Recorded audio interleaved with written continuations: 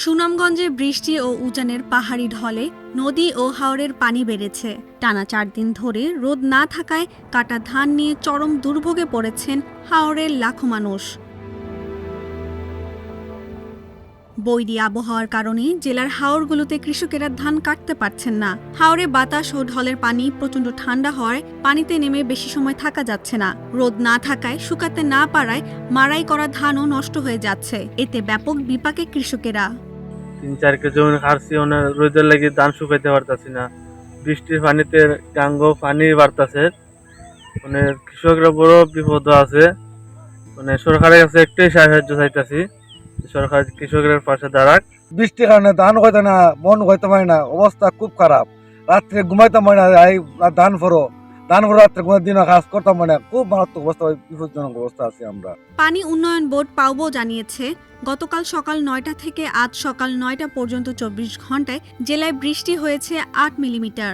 এ সময় সুরমা নদীর পানি বেড়েছে ১৮ সেন্টিমিটার। এর আগে ২৪ ঘন্টায় ২২ মিলিমিটার বৃষ্টিতে নদীর পানি বেড়েছিল ৫৬ সেন্টিমিটার। তবে গত সোমবার রাতে ভারী বৃষ্টি ও পাহাড়ি ঢলে বড় ক্ষতি হয়েছে। সেদিন মৌসুমের সর্বোচ্চ ১৩৭ মিলিমিটার বৃষ্টিপাত রেকর্ড করা হয়। এতে হাওরের বোরো ধান ব্যাপক হারে তলিয়ে যায়।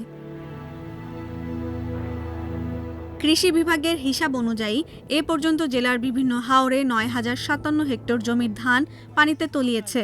বৃষ্টি ও পানি বৃদ্ধি অব্যাহত থাকায় হাওরের বাকি ফসল কাটা নিয়ে অনিশ্চয়তা দেখা দিয়েছে। বৃষ্টি হয় বেশি, বৃষ্টির পানিতে যখন হাওর তলিয়ে যায় তাৎক্ষণিক যেন আমরা ওই পানিটা নিষ্কাশন করার জন্য সুইচ গেট থাকে এবং এই পানিটা হাওরে যাতে পানি ঢোকাতে সহজ হয়, পানি বের করতে সহজ হয়, এরকম পরিকল্পনা নিয়ে আমাদের কৃষকদেরকে বাঁচাতে হবে।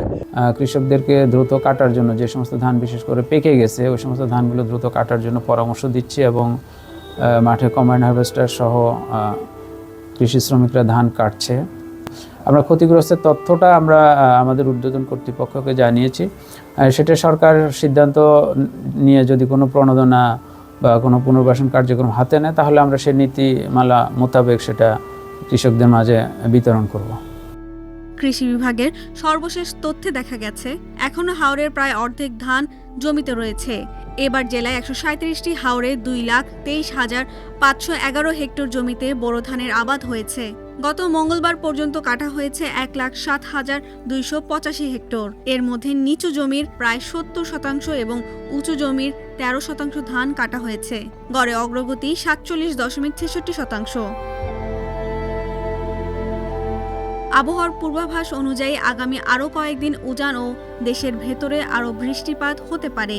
এতে সুরমাসহ জেলার সব নদীর পানি আরও বৃদ্ধি পাওয়ার সম্ভাবনা রয়েছে। যদি এর মধ্যে আবহাওয়া কিছুটা ভালো হয় তাহলে হয়তো কৃষকেরা কিছুটা হলেও পাকা ধান কাটতে পারবেন।